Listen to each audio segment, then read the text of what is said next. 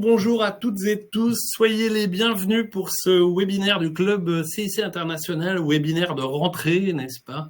Le premier qui va nous mener normalement sur la saison jusqu'à la fin juin. Donc, comme vous le savez, le Club CIC International, je suis Pascal Bouvet, j'en suis le responsable. Le Club CIC International, chaque mois, vous propose un webinaire.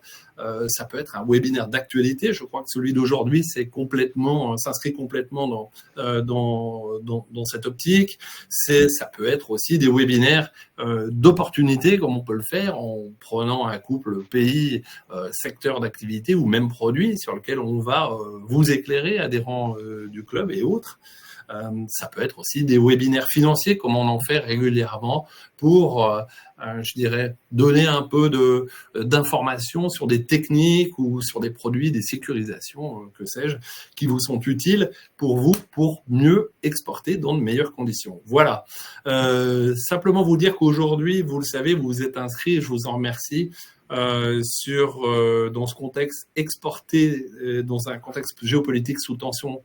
Quelles précautions? En effet, on voit qu'aujourd'hui, les tensions, et nos experts que je vais vous présenter vous le diront mieux que moi, les tensions sont importantes, les tensions géopolitiques, les tensions financières aussi sont importantes. Et donc aujourd'hui, il nous semblait opportun cette rentrée 2024 de faire un point et d'essayer de vous donner des outils pour vous dire que bien sûr, je ne veux pas déflorer le sujet, mais bien sûr, on peut toujours exporter, mais en effet, plus que jamais, il faut prendre des précautions pour le faire. Voilà ce que je voulais vous dire.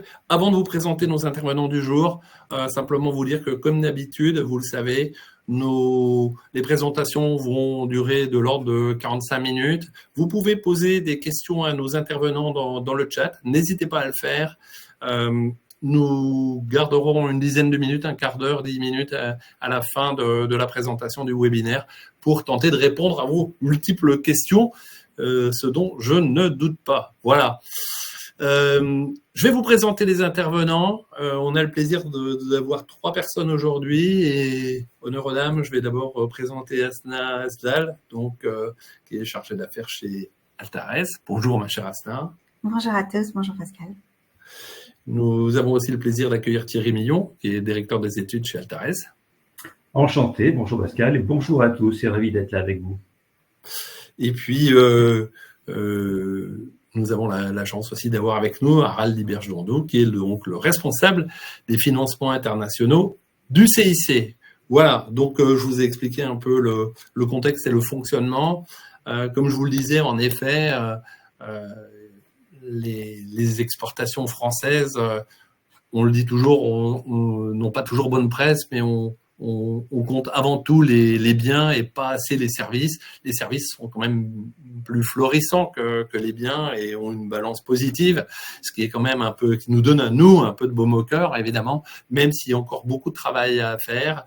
Et donc, tout ça pour vous dire que on peut toujours exporter, mais nos présentateurs vont vous en donner, vont vous le préciser. Mais en effet, je crois que plus jamais, il faut être prudent.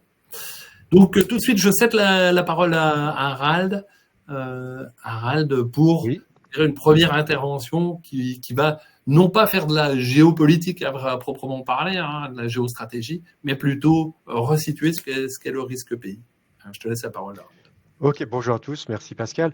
Oui, en fait, notre approche, c'est de vous proposer une grille de lecture qui est une grille un peu simplifiée, mais de la grille de lecture des établissements bancaires sur leur approche du risque international. Et généralement, cette grille de lecture, là, on la simplifie, elle est sous trois angles différents. C'est d'abord l'approche que je qualifie d'économie classique, qui est en fait de vérifier, de calculer la solvabilité du client, mais aussi de la banque du client et le pays de domiciliation. Ça, je dirais, voilà, c'est l'approche classique. La deuxième approche, c'est le risque politique. Et là, c'est pour ça on le qualifie au jour de retour fracassant du risque politique, puisqu'on avait tendance à l'oublier depuis au moins une vingtaine d'années. Mais hélas, l'invasion, ou en tout cas la tentative d'invasion de l'Ukraine par la Russie, a rappelé que le risque politique était un risque qu'il fallait surtout pas négliger. Et puis enfin, le risque climatique. Alors, c'est hélas là aussi une nature de risque qui est probablement appelée à prendre une importance majeure et dont on ne mesure peut-être pas encore tout à fait parfaitement les impacts. Donc, sur l'approche économique classique, il faut rappeler quand même que le risque souverain est quasi indissociable du risque bancaire et par ricochet du risque corporate. Quand vous avez un pays qui est fortement dégradé au niveau de son rating, ça a un impact sur son système bancaire. Ça renchérit les coûts de refinancement des entreprises. Donc, en termes de solvabilité, tout le monde est perdant. Donc déjà, première mesure, s'assurer de la solvabilité d'un pays et de sa résilience demeure vraiment la première des précautions.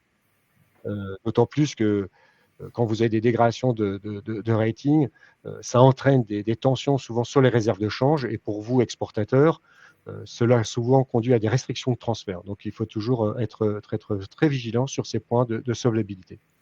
Alors, là, le point positif, c'est que quand même globalement au niveau mondial, ce qu'on voit, c'est que finalement, c'est une certaine orthodoxie monétaire et financière qui est la norme. C'est assez globalement accepté. Je vais prendre plusieurs exemples. Je vais prendre l'Amérique latine pour commencer.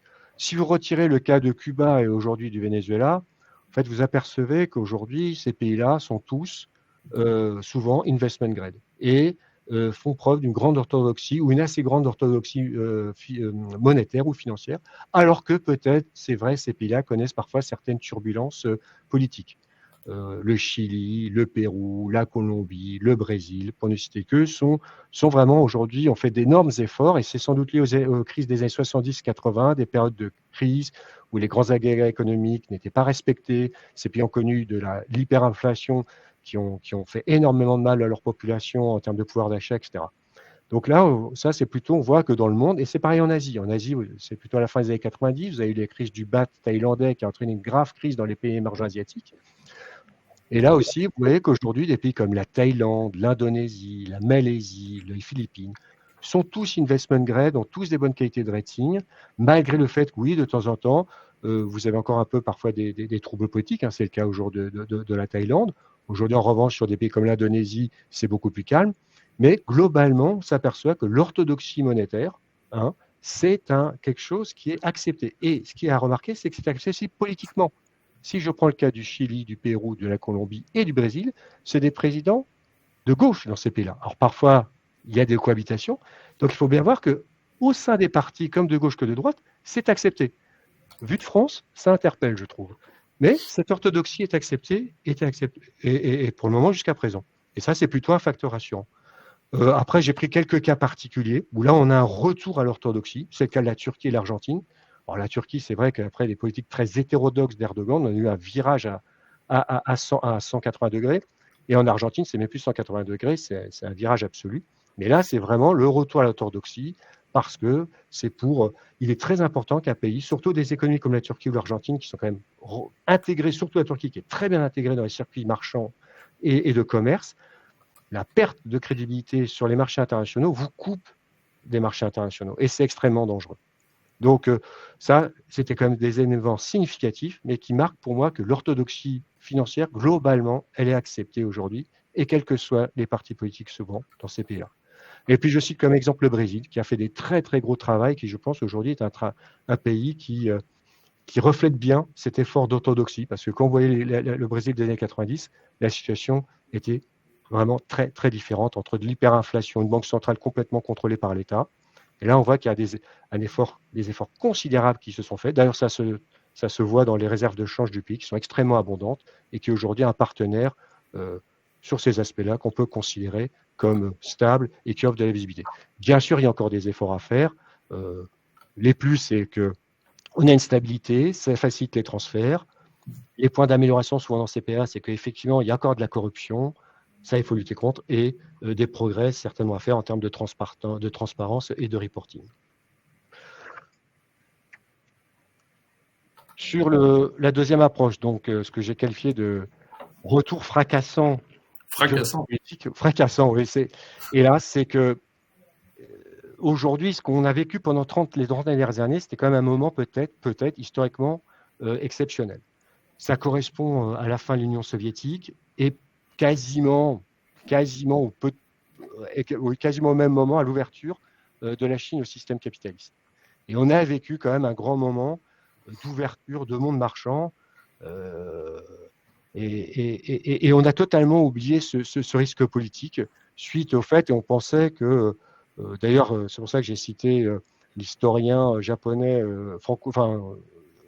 japonais ou américain, ou Francis Fukuyama, qui avait écrit un article assez connu à l'époque, qui était La fin de l'histoire.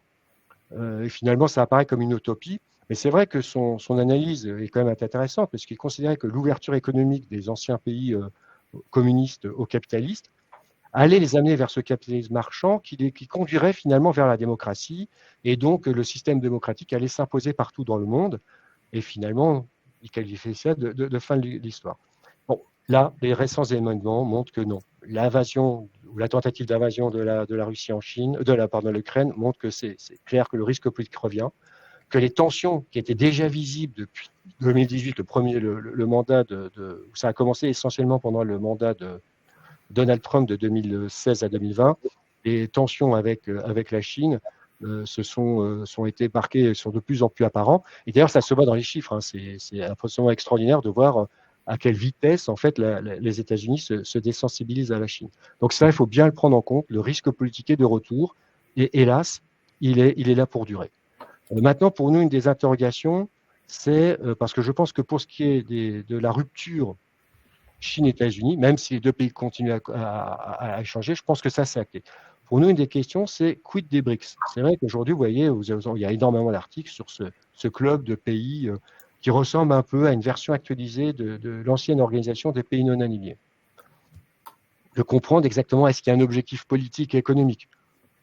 Est-ce qu'il est clair? Pour moi, l'objectif, pour beaucoup, l'objectif politique, il est clair, c'est réduire l'influence occidentale, c'est-à-dire celle du dollar, de l'euro et des grandes organisations internationales qui sont dominées par les pays occidentaux. C'est mettre fin à la domination du système SWIFT, qui est un système d'échange financier extrêmement important.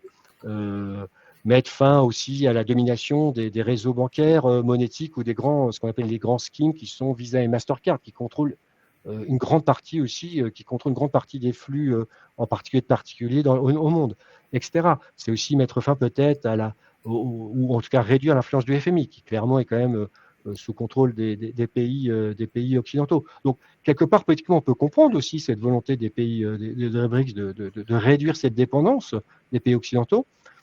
Maintenant, il ne faut pas que ça devienne peut-être un objectif absolu de lutte contre l'Occident.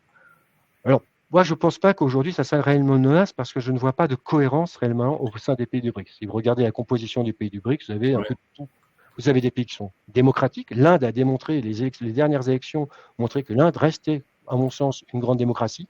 Modi, qui a comme un agenda très nationaliste, a globalement perdu les élections législatives. Ce qui rappelle quand même que ça reste le fonctionnement parlementaire en Inde, ça reste une démocratie. Donc vous avez vraiment un ensemble de gens où il n'y a pas réellement de cohérence. Oui, c'est hétéroclite pour le moins. C'est totalement hétéroclite. On ne voit pas réellement d'agenda. Donc, parce qu'il faudrait, pour mettre en place des alternatives au SWIFT ou même au dollar ou à l'euro, il faut quand même derrière qu'il y ait une cohérence. Il faut aussi avoir une monnaie qui s'impose internationalement. Je ne pense pas que l'objectif aujourd'hui, la seule monnaie qui pourrait s'imposer face au dollar ou à l'euro, c'est le renminbi chinois. Je ne suis pas sûr que les pays du BRICS ne veulent passer d'une dépendance à une autre. Si vous parlez des Indiens, je pense que les Indiens, il y a quand même des tensions entre l'Inde et et la Chine, etc. Donc voilà, donc oui, c'est un facteur à prendre en compte, mais pour le moment, on pense, voilà, c'est pas non plus quelque chose qui risque de réellement bouleverser l'environnement actuel. Donc, comme je le disais, cette rupture Chine et USA et Occident, elle est quand même actée. Et pour les BRICS, il y a une volonté de s'affirmer, mais je ne pense pas qu'il y a une volonté de rupture avec l'Occident. Et enfin, sur la troisième approche, c'est par le risque climatique. Ça, effectivement, et on le voit à travers nos politiques sectorielles, c'est le reflet de l'augmentation croissante des risques climatiques. Ça, c'est hélas un des facteurs sur lesquels il va falloir s'habituer à vivre. Alors, nous, ces politiques sectorielles, ce n'est pas pour vous embêter, entreprise. C'est une contrainte nécessaire. Il faut réussir cette transition écologique. Elle est très importante. Et il faut bien aussi lier risque climatique et risque géopolitique. Et ça, là, ici, dans l'exemple qu'on a aujourd'hui, on le met à travers le stress hydrique. Et vous avez des articles qui parlent de peut-être que ça pourrait mener à des premiers conflits. Alors, je prendrai un cas, qui est le cas de l'Égypte et du Nil. Le Nil, l'Égypte, en théorie, n'est pas un pays qui est le plus concerné au premier abord par le stress hydrique. Mais le problème, c'est que le Nil est alimenté par des sources qui sont essentiellement aujourd'hui en Éthiopie, que l'Éthiopie a construit des barrages extrêmement importants, d'autant plus qu'un des barrages vient d'être inauguré récemment, et le remplissage du barrage peut jouer énormément sur le débit du Nil. Et quand vous savez qu'il y a quand même plus de 100 millions de personnes qui dépendent du Nil, ça crée des tensions très importantes, et il y a des tensions très importantes entre l'Éthiopie et l'Égypte sur cet aspect-là. Voilà, mais ce stress hydrique, vous avez énormément d'exemples, vous avez des régions quand même qui sont très concernées, le Moyen-Orient, l'Afrique du Nord et le Pakistan. Mais il faut savoir aussi que l'Europe, il y a 2 pays là-dessus qui connaissent aussi un stress hydrique qui risque d'avoir des conséquences assez importantes. En Europe, c'est l'Espagne et l'Italie. Ça aussi, il faut l'avoir en tête. Donc, oui, cette prise en compte du risque climatique, il faut bien l'intégrer. C'est assez nouveau, mais il faut le prendre en compte. Il faut voir que la sphère privée, comme les banques, et notre banque en particulier, le CIC et le Crédit Mutuel, notre groupe, est très en pointe là-dessus. Et ça, c'est une vraie conviction. On n'attend pas la sphère publique. Là-dessus, le temps imparti est beaucoup trop court. On ne peut pas attendre la sphère publique et les réglementations publiques. On doit agir avant et le plus rapidement parce que le temps nous est contraint. Il y a une urgence. Voilà, en conclusion, restons positifs. Il faut s'exporter, il faut exporter, il faut s'intéresser aux marchés internationaux parce que c'est quand même là où est la croissance. Je dirais que le risque est notre affaire. Ne vous inquiétez pas, de manière vraiment très brève, derrière le risque climatique, le risque souverain, le risque de solvabilité, le risque politique, on a des équipes, les banques, pas que nous, mais les banques en général, on a des équipes. C'est très étoffé, c'est très travaillé comme sujet. Mais je dirais que c'est un peu notre affaire. Faites-nous confiance pour travailler sur ces aspects-là, en tout cas pour venir en conseil. Et puis après, sur les outils de sécurisation, ils sont nombreux. Vous connaissez nos produits. Et bien sûr, n'hésitez pas à nous contacter. N'hésitez pas à revenir vers nous. Vous le savez bien, aussi bien au niveau du club que vous chargez d'affaires. Nous sommes à votre disposition. Merci Harald pour cette présentation. Alors encore une fois, c'était des grandes définitions sur les risques pays, on va le dire au sens large. Et maintenant, on va même rentrer dans les comportements et c'est pour ça que je vais donner la parole à Thierry Millon et on a un grand plaisir de l'accueillir aujourd'hui. Thierry qui va, je dirais, lui, nous faire un focus sur aussi les comportements de paiement, mais pas uniquement. Thierry, je vous en prie. Merci Pascal. Vous me dites s'il y a un son qui devait ne pas fonctionner. Non, ça fonctionne très bien. Bon, la situation évidemment qui vient d'être décrite est tout à fait pertinente. Je retiens notamment, et on y reviendra, 2 points qui sont fondamentaux. Le risque fracassant, je retiens la précision qui est sensible, fracassant, risque politique, et évidemment le risque climatique qui est un risque urgent. Nous allons essayer d'y revenir avec un message qui doit rester malgré tout positif. Pascal vient de dire qu'il faut continuer à exporter et il a évidemment bien raison. La croissance sur la planète, la croissance des affaires est globalement 3 fois plus rapide que la croissance que nous avons dans notre pays. Donc si on veut trouver des business, c'est naturellement davantage sur l'international que nous allons avoir la capacité à le trouver. Pour autant, bien évidemment, les risques sont beaucoup plus forts sur certains pays en particulier, dès lors que nous passons les frontières de l'Europe. Essayons de regarder un peu tout ça au travers du prisme de la grande base de données, donc Altares. Altares, je le précise à ce stade, est une société dont le siège est à Paris, avec des établissements à Lyon, mais aussi présents sur le Benelux. Cette structure-là est partenaire du grand réseau international Dun & Bradstreet, qui propose une base de données sur les entreprises qui compte 550 millions d'entreprises sur toute la planète. Ça nous permet à la fois de donner sur chacune des entreprises des informations relatives à son risque individuel, mais aussi de situer ce risque dans le cadre politique, étatique, voire écologique. Et en l'occurrence, ça se mesure, ça se calcule avec ce qu'on appelle un indice de risque pays. Comme toutes les agences de notation que vous pouvez connaître, c'est un rating qui intègre plusieurs choses. Nous allons y revenir. Alors d'abord, d'un point de vue global, pour avoir une vision très générale, alors l'indice DB va de 1 à 7, même s'il est écrit 5 ici. 1, c'est le risque le plus acceptable, le plus faible, et 7, c'est le risque le plus sévère, le plus élevé. On voit bien d'un seul coup d'œil où se situent les opportunités les moins inconfortables et où, à l'inverse, se présentent des opportunités qui nécessitent d'être managées. Ça ne veut pas dire qu'il ne faut pas y aller, mais les niveaux de risque sont importants et peuvent conduire naturellement à ce que les affaires soient rendues très compliquées. Pour reprendre une histoire assez récente et très proche de notre économie, vous vous souvenez tous probablement de la crise des dettes souveraines en Europe. Nous sommes donc au milieu des années 2010, enfin plutôt au début d'abord, mais on risque bien au milieu. Et à ce moment-là, donc la question est de savoir si les États, et un d'entre eux est pointé du doigt en particulier, c'est la Grèce, est en capacité d'assumer sa dette. Alors c'est important parce que la question se pose aujourd'hui pas sur les mêmes ampleurs évidemment, mais se pose sur notre pays. Donc à cette époque-là, évidemment, les indicateurs sont tellement décevants, des perspectives tellement décourageantes qu'il y a une mise sous tutelle de ce pays qui conduit à ce que même si vous faisiez des affaires de longue date avec une entreprise avec laquelle vous étiez sécure, à la limite c'est un ami, une connaissance et il n'y a aucune difficulté avec lui depuis de nombreuses années, et bien quasiment du jour au lendemain, les barrières financières sont fermées et rien ne sort sans que cet été préalablement contrôlé. Ça veut dire par conséquent que le client qui vous avait payé, que vous connaissez bien et qui vous avait payé à l'heure, pourra demain, assurément dans un premier temps, vous payer avec retard, ça c'est très clair, c'est inévitable, mais peut-être à son tour avoir des tensions pour faire rentrer l'argent et par conséquent ne pas pouvoir faire tourner son entreprise. Donc le risque pays, c'est un risque qu'il faut aussi mesurer sur des pays qui nous sont proches et pas uniquement sur des pays exotiques. Donc voilà, la carte déjà nous offre une lecture immédiate. On peut s'arrêter sur deux types de zones, celles sur lesquelles les situations sont particulièrement difficiles. Alors, Pascal rappelait aussi la question ukrainienne qui a cristallisé les attentions de ces dernières années.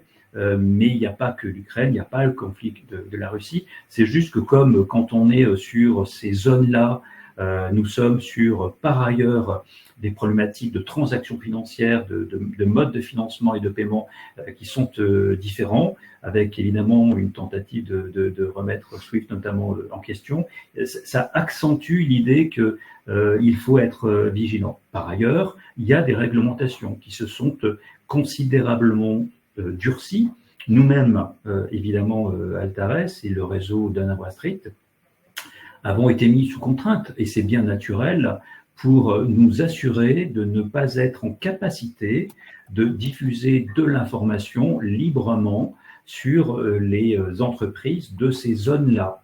L'idée étant de dire que on ne doit pas être un facteur de développement des affaires d'un pays qui est en conflit sur le sol européen avec l'Ukraine. Donc on a donc ici de façon visuelle évidemment la tentation d'imaginer que le report du risque extrême, puisque là on est sur les pays sur lesquels évidemment les niveaux de risque sont les plus élevés. Ça ne veut pas dire qu'en Hongrie tout est bien, mais sur ces pays-là, c'est évidemment les pires.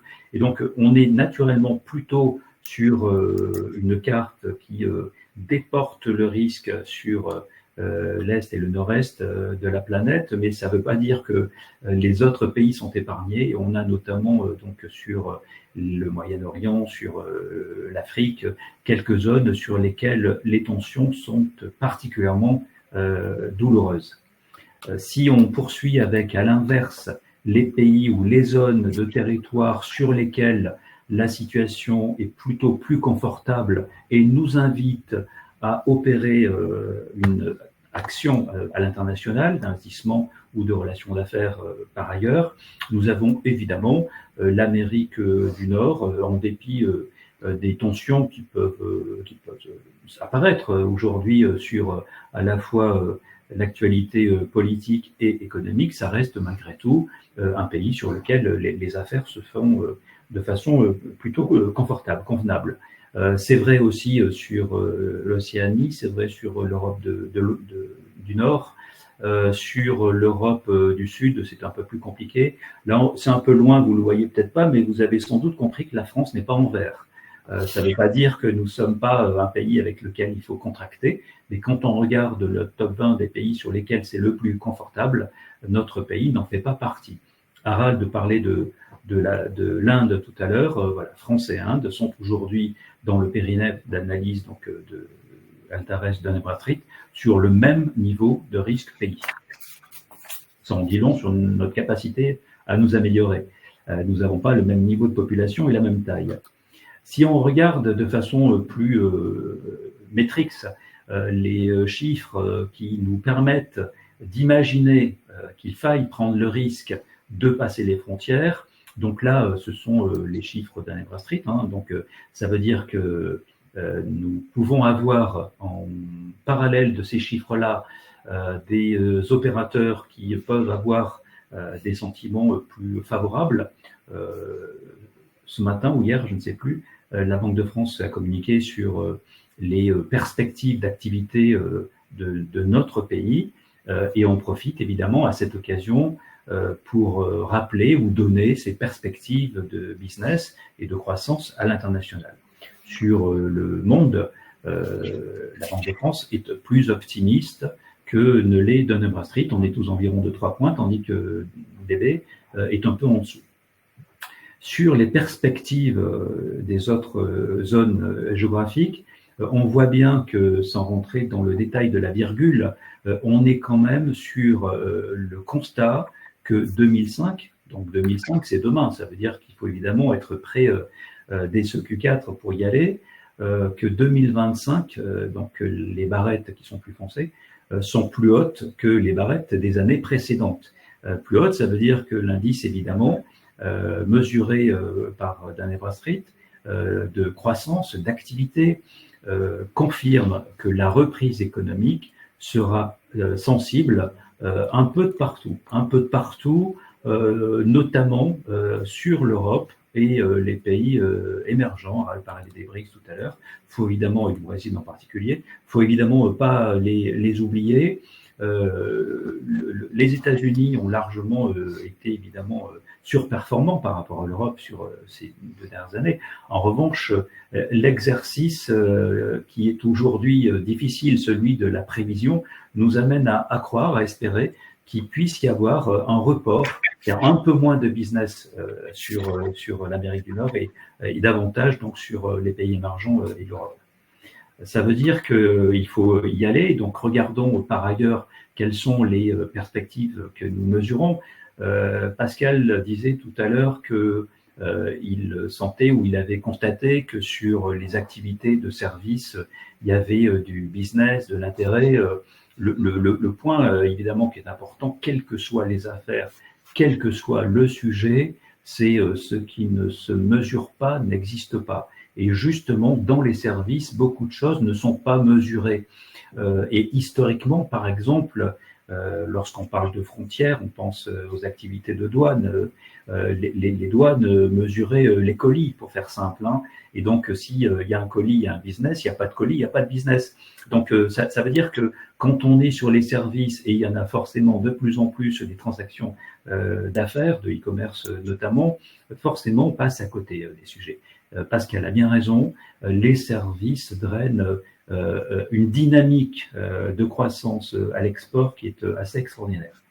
Je ne vais pas rentrer dans le détail de tous ces points, mais ce graphe, donc vous comprenez bien que quand c'est rouge, c'est pas bon, quand c'est vert, c'est bon. C'est dans un risque pays, pour calculer un risque pays, il y a plusieurs composantes. Il y a des composantes de croissance, évidemment, de l'économie, de capacité à mettre les affaires en ordre de marche, la capacité à rembourser sa dette, bien évidemment, les notions d'investissement. Il y a des points qui sont plus peut-être parfois inattendus pour les entreprises, mais qui sont essentiels pour le calcul du risque pays, c'est notamment le risque politique.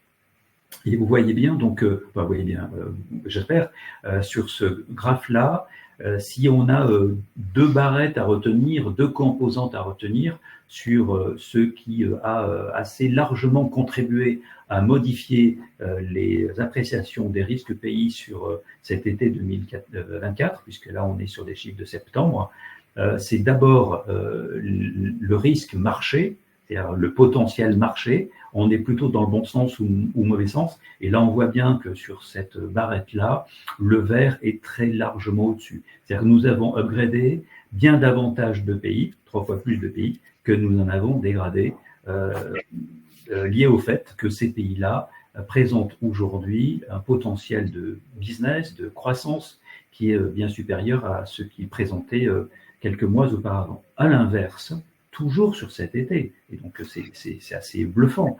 On est encore sur un rapport de x3, mais là, pour le coup, au détriment donc d'une appréciation favorable, nous avons sur le risque politique. Donc, quand Harald dit fracassant, mais il a juste que, évidemment, très raison, et il faut y être totalement conscient. Sur cet été 2024, en l'occurrence, nous avons dégradé, la période est courte sur l'été, nous avons dégradé 12 pays, tandis qu'à l'inverse, nous en avons redressé 4, c'est-à-dire 3 fois moins, pour des questions de risque politique. Alors là-dedans, faut pas considérer que cette composante-là a conduit à ce que nous déclarions assez brutalement un risque pays très sévère. Non, c'est une des composantes qui, par conséquent, doit être gérée, managée avec les autres, et donc elle peut se rattraper. Il n'empêche que cette composante est forte, et on va voir que ça concerne des pays qui peuvent parfois être plus inattendus. Alors si on regarde toujours sur la période, on comprendra bien que le visage qui sourit va bien et celui qui ne sourit pas va moins bien. Donc il y a des pays sur lesquels nous avons plutôt amélioré notre risque. Ça ne veut pas dire que le risque est bon, ça veut dire qu'il est meilleur désormais qu'il ne l'était quelques mois auparavant. Parmi ces pays-là, donc Harald a parlé de deux d'entre eux, l'Inde et la Turquie, même si sur la Turquie il y a toujours des hésitations, et puis des pays un peu plus exotiques peut-être. Je ne suis pas sûr qu'il y ait beaucoup de structures qui s'intéressent aujourd'hui, c'est dommage, à l'Ouzbékistan, mais c'est quand même un pays sur lequel nous avons une appréciation qui est bien meilleure. À l'inverse, et vous verrez que c'est des pays plus traditionnels, certains pays donc, ont vu leur classe de risque changer. Donc je le redis, le risque, c'est un rating de 1 à 7. Dans chacun des risques, des classes de risque, il y a des degrés, un peu comme la cotation Banque de France, que vous connaissez probablement. Donc, c'est A, B, C, D sur chacune des classes. Donc, quand il y a un effet de rattrapage, tout à l'heure, je le disais par exemple, sur le risque politique, ça peut nous amener à rester par exemple sur la classe 4, mais au lieu d'être 4A, on descend à 4B ou 4C. Bref, parmi les pays sur lesquels les dégradations de risque ont été sensibles, Je vais en isoler 3 que vous connaissez. Thierry, et je voudrais que vous passiez un peu plus de temps sur les défaillances d'entreprise. Donc, si vous pouviez. Je sais que vous êtes emporté, le sujet est intéressant. Mais j'aimerais bien que vous fassiez ce focus-là qui me semble étant tourne. Alors, sur la France, le risque pays donc, est dégradé évidemment pour les questions et budgétaires et politiques. Et donc, c'est important parce que Altares n'a pas l'influence naturellement de piloter le pays, bien heureusement. En revanche, ce que fait Altares, toutes les agences de notation le font. Ça veut dire que demain, le prix de l'argent, évidemment, pour notre État, sur le remboursement de la dette, sur la charge de la dette, évidemment, pourra être important. Sur l'Espagne, vous l'avez vu peut-être, beaucoup de manifestations cet été de personnes qui se plaignent du surtourisme. Donc là aussi, ça crée un frein d'activité, donc pas important, mais quand même. Et sur les États-Unis, je ne reviens pas sur l'escalade verbale de ces dernières semaines sur l'enjeu politique, mais les élections sont aujourd'hui un des éléments qui tombent les affaires et les perspectives. J'accélère par conséquent pour regarder 2-3 points. D'abord, l'indice que nous calculons, donc régulièrement, tous les trimestres, on regarde. Et donc, il y a quand même des points qui sont tout à fait encourageants. L'optimisme est de rigueur aujourd'hui sur les réponses que nous recevons des entreprises interrogées, à la fois sur la capacité à faire des affaires, plus 12%, un peu plus de dirigeants qui disent on va y aller, ça va le faire.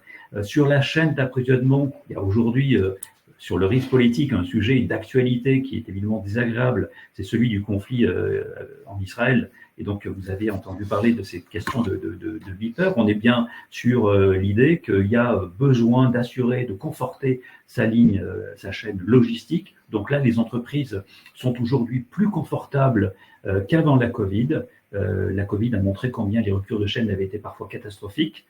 Sur la confiance, elle est revenue aussi parce que le coût de l'argent est plus raisonnable. J'accélère. L'investissement donc est au rendez-vous et où sera au rendez-vous. Et enfin, un dernier point, alors c'est pas le risque climatique, mais on s'en rapproche.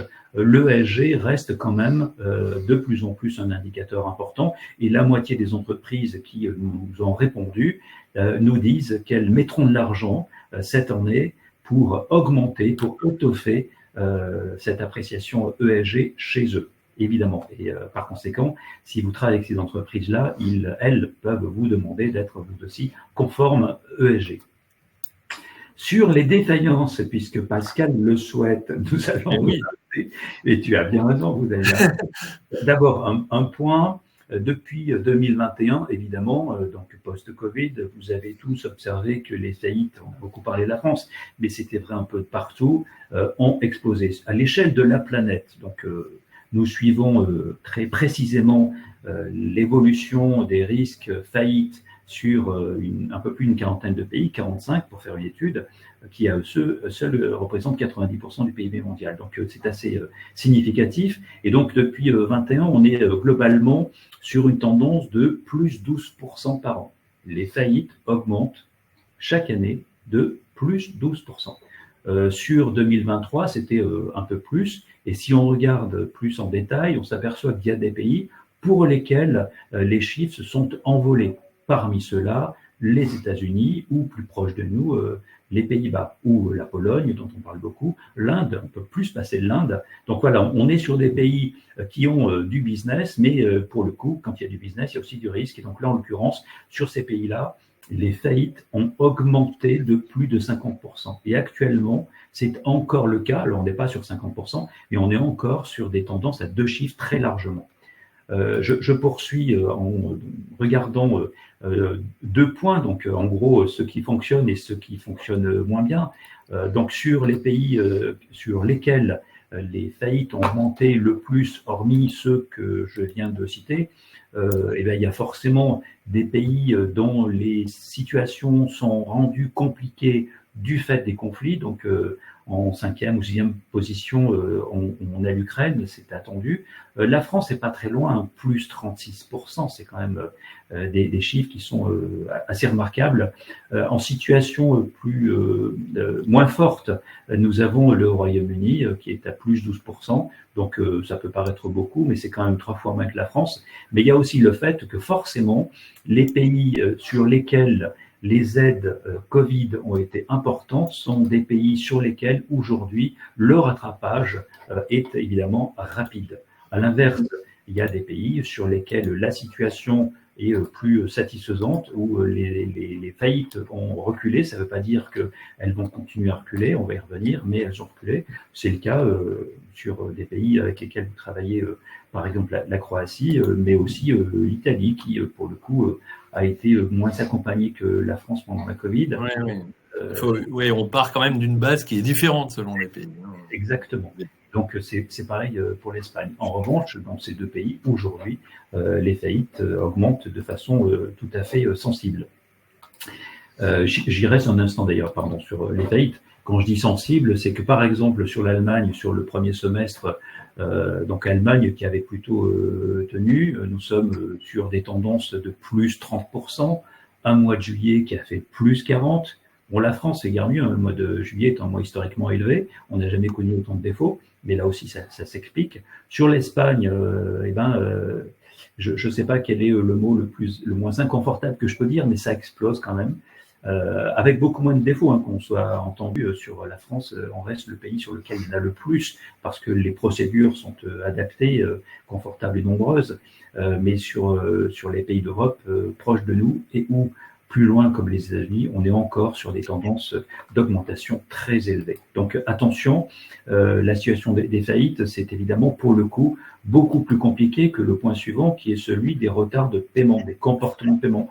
Donc là aussi, Altares dispose avec le réseau d'université d'un programme qui s'appelle le Don't Trade, dans le cadre duquel nous avons des partenaires, 15 000, qui nous partagent leur expérience de règlement avec des entreprises et ou du public. Il y a de tout dedans. Et donc, ça nous permet de voir s'il y a des zones et ou des pays qui sont plus ou moins confortables que d'autres. Globalement, nous sommes sur le constat que les comportements se sont améliorés en 2022, moins vite en 2023 et se dégradent en 2024.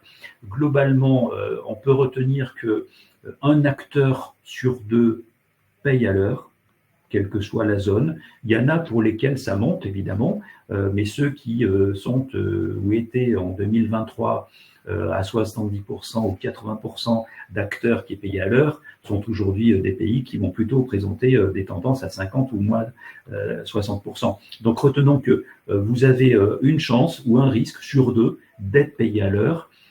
Quand vous bossez avec le secteur public, c'est davantage compliqué. En gros, on est sur 1 sur 3, hein.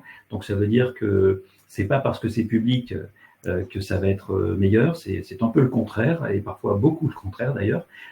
Et à l'opposé de la qualité de paiement, si on regarde les paiements qui sont les plus en retard sur les pays, globalement, vous avez tendance à observer un taux de retard supérieur à 3 mois qui est environ de 3 à 5%. Voilà. Donc attention, ces entreprises sont dans des pays qui peuvent avoir un risque élevé. Si en plus ce sont des entreprises qui présentent des comportements difficiles, historiquement délictueux, il y a évidemment un risque malheureusement que les affaires deviennent très compliquées. J'ai été très bavard, Pascal, il ne fallait pas hésiter à me couper.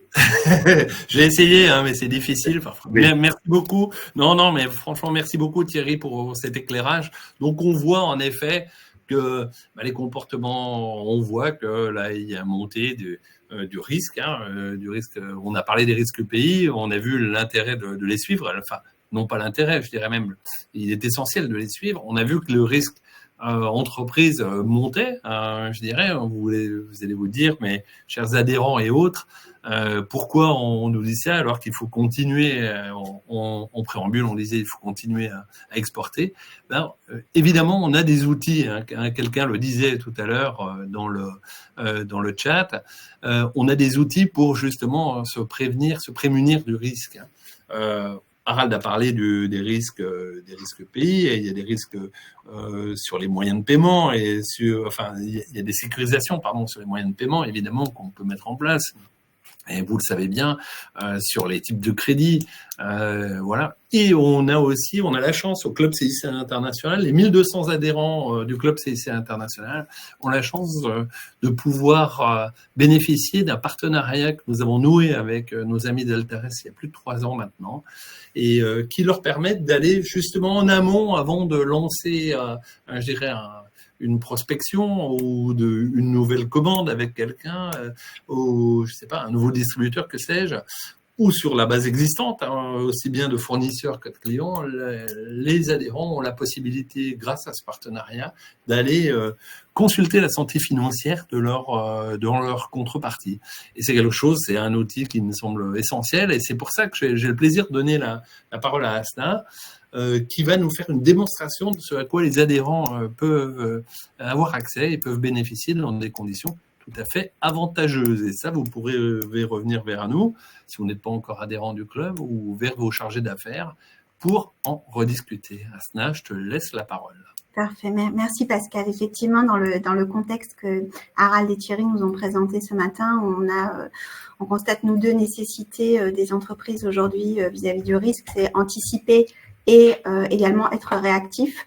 Pour être réactif, disposer de l'ensemble des informations pour pouvoir prendre des décisions rapides est important. Et donc, aujourd'hui, on a choisi d'avoir une présentation assez concrète et opérationnelle d'une solution qui s'appelle Finance Analytics, qui est une solution qui est utilisée dans le monde entier puisqu'elle est disponible en, je crois, 20 langues, la possibilité de paramétrer dans les différentes langues, et surtout, elle permet d'accéder aux informations sur plus de 550 millions d'entreprises dans le monde.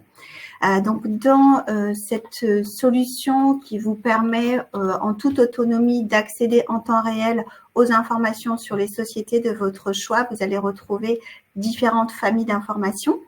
Des informations financières, bien entendu, avec les bilans qui sont publics, parfois également sur la France, des indicateurs bilanciels qui vont être intégrés sur les données confidentielles, mais qu'on ne pourra pas afficher, mais qui tiennent compte au niveau de l'évaluation. Vous allez retrouver bien sûr toutes les données identitaires et structurelles sur la création de l'entreprise, sa localisation, des données sur la structure de l'actionnariat, et également d'autres données sur l'actualité. On va rentrer dans le détail. Tout d'abord, sur le moteur de recherche, vous avez bien sûr l'ensemble des pays. J'ai saisi volontairement Zara. Pourquoi ? Parce qu'on a aujourd'hui encore beaucoup d'entreprises qui, dans leur base de données, vont saisir une enseigne, un nom commercial et pas toujours le nom de l'entreprise au niveau légal. Et donc, la société qui m'intéresse, c'est Industria Dediceno Textile, qui est une des structures Zara, et le système, le moteur de recherche est en capacité de la retrouver très rapidement. Vous pouvez également faire votre recherche avec un numéro d'identifiant local, le DUNS number, qui est un numéro d'identifiant international, et le numéro de TVA, d'autres informations avec la recherche avancée. Donc, si je recherche sur Industria Dediceno Textile, la possibilité de saisir une référence, on retrouve dans les grandes lignes le profil de l'entreprise, comme je vous l'ai indiqué, les grandes familles d'indicateurs de risque. Donc, tout d'abord, le risque global de l'entreprise avec le code couleur qui permet de visualiser, donc risque faible vert, risque élevé en rouge.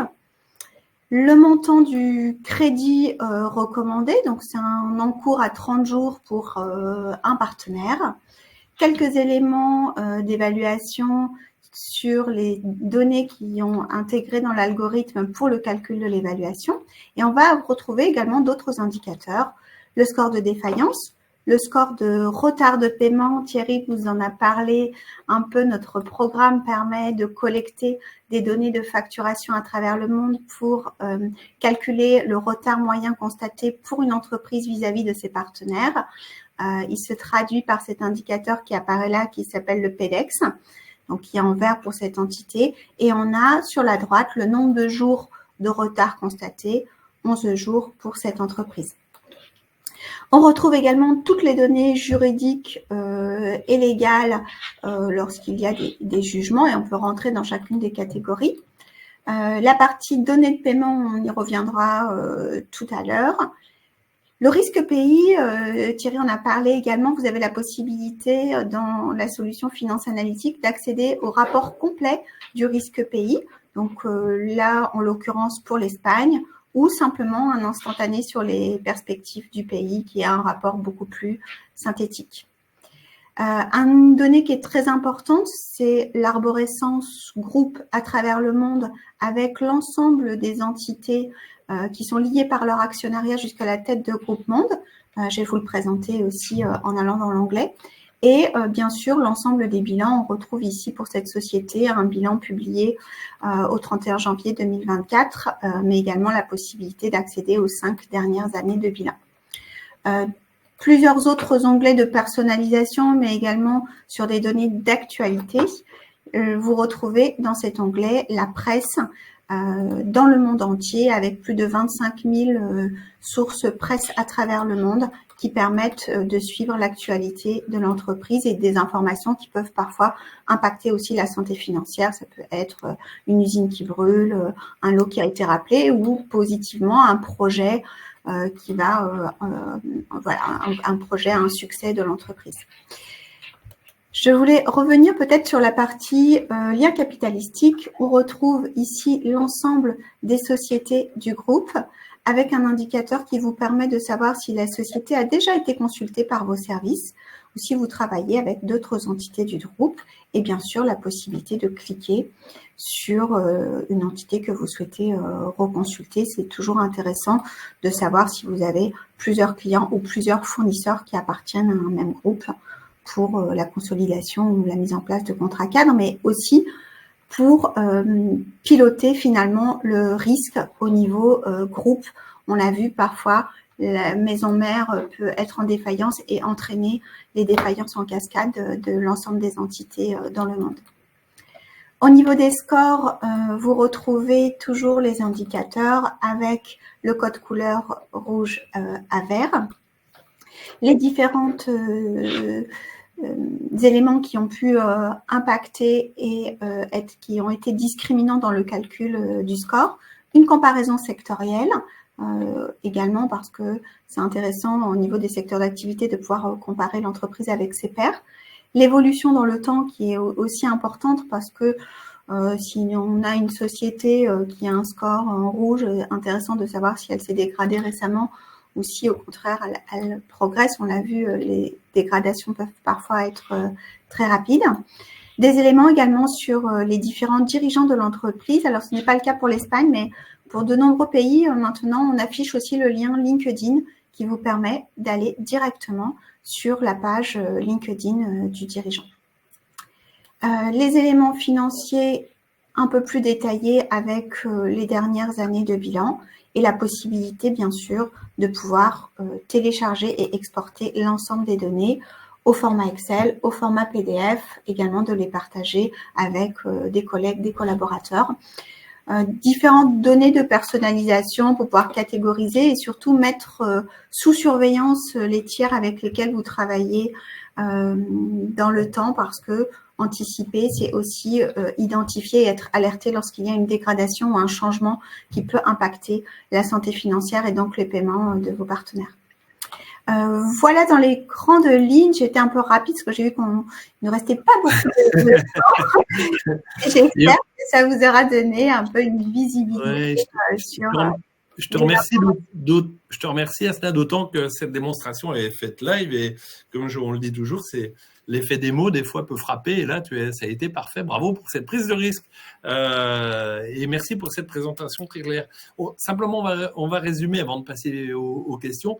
Si je suis adhérent du club, parce que j'en vois certains parmi vous dans le chat que je salue, donc je vais, si je n'ai pas encore connecté avec nos amis d'Altares l'abonnement, je vais sur le site internet du club CIC International et dans les partenariats, vous allez voir que vous avez un lien sur la partie réservée du site aux adhérents, vous avez un lien qui va vous permettre de vous enrôler, qui va vous mettre en contact avec Altares, vous enrôler à des conditions particulières. Revenez vers nous, vers vos chargés d'affaires, on vous en dira plus, mais vous pouvez le faire immédiatement. Si vous n'êtes pas encore adhérent du Club CIC International, c'est une erreur, mais bon, ça peut arriver,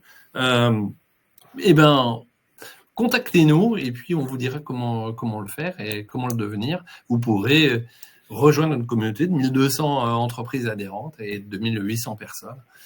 La première de France, on peut le dire maintenant, au niveau club international. Voilà, j'ai fait mon petit moment de prosélytisme, évidemment. Et donc, on voit l'intérêt aujourd'hui de ces outils dans un contexte qui se tend. Alors, évidemment, avec Harald, on a parlé des risques pays. Et là encore, il faut revenir vers nous pour en discuter. Il y a un certain nombre de questions. On va essayer d'y répondre dans le peu de temps qui nous reste, dans les 5 minutes qui nous restent. On a vu avec Thierry que les tensions qu'il pouvait y avoir aussi bien au niveau géopolitique qu'au niveau, évidemment, des comportements de paiement des entreprises. Et on a vu avec Astin comment s'en prémunir, en tout cas, en avoir déjà le cœur net. Vous savez qu'aussi, on a des solutions, comme je vous le disais, aussi bien d'affacturage ou autres, qui peuvent vous permettre de vous en sortir selon votre configuration. Voilà. Alors, on va essayer de répondre. Il nous reste que 4 minutes. Ah oui, Thierry m'a signalé que, en effet, les études qui sont faites par Altares sur les études monde sur les délais de paiement et faillites, elles seront librement et gratuitement, ce qui est important, partagées à tous ceux qui le souhaiteront. Et donc, n'hésitez pas à nous le demander et on transmettra évidemment à nos amis d'Altares. Ça, évidemment, pour nos adhérents, de la même manière, on vous le partagera aussi bien dans l'app peut-être, mais aussi sur le site ou directement par un emailing, on verra bien. Voilà. Tout ça pour vous dire, là aussi, je suis bavard. On va essayer de répondre à quelques-unes des questions qu'on peut Pascal, avoir. pour te faciliter ta tâche, moi j'ai vu 2 questions auxquelles je peux répondre rapidement. Mais vas-y, mon cher Harald. J'ai vu une sur la Russie, sur notre capacité d'action en Russie. Oui. Aujourd'hui, non. C'est clair qu'aujourd'hui, avec les embargos américains, européens sur la Russie, notre capacité de manœuvre sur la Russie est quasiment nulle. Et d'ailleurs, ça explique, d'ailleurs, dans la question, je crois qu'il met en avant le fait que même les banques chinoises font très attention, car une fois de plus, les échanges internationaux, même la Russie qui essaie de se désengager ou en tout cas de se désensibiliser au dollar ou à l'euro ont des difficultés. Et les banques chinoises font très attention parce que les banques chinoises ne peuvent pas se permettre, entre guillemets, de ne plus pouvoir négocier en dollars. Et le pouvoir des Américains, c'est de pouvoir couper les accès dollars ou des Européens les couper les accès euros. Donc même les Chinois sont très vigilants là-dessus. Donc voilà. En revanche, nous, un pays qui nous intéresse plus, c'est l'Ukraine. Alors, on a un peu de capacité, mais c'est vrai que notre souhait, c'est de participer, d'être un acteur à la reconstruction de l'Ukraine quand cela sera permis, c'est-à-dire quand la guerre terminera, en d'autres termes. Et j'ai vu aussi une question sur l'Afrique. Alors, l'Afrique, c'est du cas par cas. Vous avez des situations très changeantes d'un pays à l'autre. La zone sahélienne, aujourd'hui, Mali, Burkina Faso, Niger, aujourd'hui, quasiment pour nous, c'est un no-go. Le risque politique, là, est quasiment extrême. Je ne dirais peut-être pas à son maximum, mais il est très fort. Ces 3 pays ont dit qu'ils voulaient sortir de la communauté, de la CEDEAO, qui est une communauté économique et monétaire, parce qu'ils sont dans la zone franc. Ils veulent quitter la zone franc, ils veulent quitter ce système monétaire, ils veulent quitter cette communauté économique. Là, pour nous, vous comprenez, un risque de transfert, en capacité de confirmation, c'est extrêmement difficile d'agir dans un tel contexte. En revanche, vous avez des pays comme la Côte d'Ivoire, le Bénin, pour ne citer que, voire le Sénégal, où vous avez des situations sur lesquelles, en revanche, ce n'est pas du tout le même contexte. On est beaucoup plus rassuré. On trouve que là, on est quand même dans des contextes beaucoup plus rassurants. Et voilà, c'est pour ça que l'Afrique, c'est vraiment du cas par cas. Comme les pays en général, mais l'Afrique notamment, en effet. C'est pour ça qu'on vous dit toujours, rapprochez-vous de vos chargés d'affaires, entreprises ou internationaux, et on étudiera au cas par cas, bien en amont avec nos chargés d'affaires, chargés internationaux financiers, les opérations, bien en amont, comme toujours, on le répète à chaque fois, pour pouvoir justement mettre en place une stratégie qui va vous permettre d'exporter. Voilà. Merci. En effet, sur la Russie, j'ai failli répondre dans le chat, mais tu l'as très bien fait. Merci. J'ai Thomas que je salue. Je suis un peu surpris de voir le UK en vert. C'est vrai qu'on se dit que post-Brexit, le UK c'est dans vos chiffres, Thierry. Le post-Brexit, la situation en Grande-Bretagne n'est pas forcément florissante. Je ne sais pas si vous avez quelque chose à dire. Malgré tout, on a vu qu'il y avait une hausse des faillites, mais peut-être moindre. UK, c'est assez simple. Nous avions une situation de comportement de paiement particulièrement compliquée. Ça faisait des parties des pays sur lesquels c'était le plus difficile de se faire payer à partir du Brexit, un peu avant, mais à partir du Brexit jusqu'à fin Covid. Depuis 2023, c'est le pays qui présente l'amélioration des comportements le plus rapide. Pour autant, il y a évidemment encore des progrès à faire. UK est dans le ventre mou de l'Europe. En termes d'indicateurs macro, il n'y a pas plus de tension qu'il y en a sur d'autres pays. La France n'est pas mieux lotie, par exemple. Mais en termes de défauts, bien évidemment, on est au-delà de 24 000 faillites. C'est des chiffres qui sont sur des tendances d'augmentation moins fortes, mais parce que le chiffre précédent était, lui, en augmentation forte. Donc, il faut bien voir, c'est en vert parce que ça veut dire que le chiffre d'augmentation 2023 versus 2022 n'est que de plus 12%, mais parce que celui d'avant était 2 fois plus rapide. Et en 2024, malheureusement, ça continue. Donc, sur les paiements, attention sur les paiements secteur public. Sur le secteur privé, on a encore un clivage, c'est-à-dire qu'il y a en gros la moitié des boîtes qui payent à l'heure, mais celles qui payent en retard, c'est vraiment du retard là pour le coup. Donc attention, les affaires ne sont pas très simples à UK. Écoutez, il est 12h01, d'habitude je clôt toujours à 12h en fonction, c'est mon ascendance helvétique qui veut ça. Et donc il y a encore quelques questions et des questions intéressantes. Ce que je propose aux gens qui nous ont écrit, c'est qu'on prend contact avec eux, on essaie de vous répondre directement, parce que là, le webinaire est malheureusement fini. Je voulais... on a des questions un peu diverses et variées sur l'IA, sur d'autres choses, sur Israël, sur ainsi de suite, mais on n'a vraiment pas le temps d'y répondre.